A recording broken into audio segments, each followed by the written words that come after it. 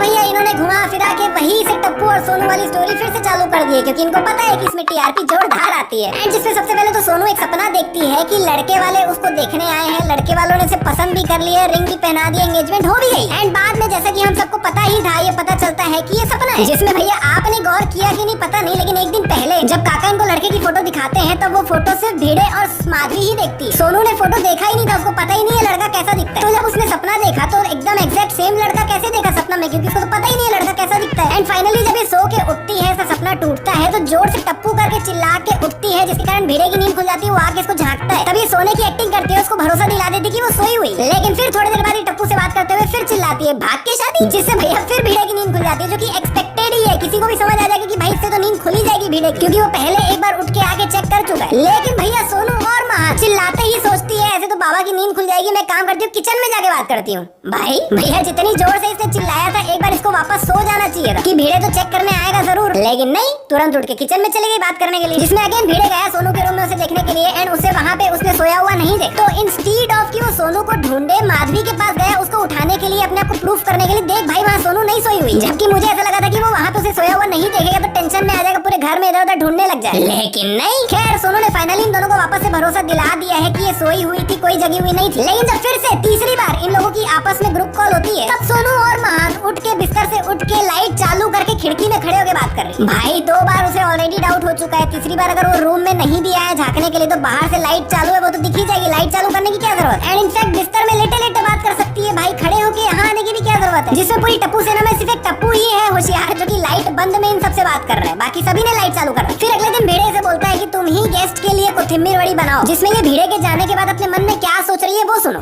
बाबा के साथ कोथिंबीर वड़ी बनाऊंगी तो भागूंगी कब? कैसे भागूंगी?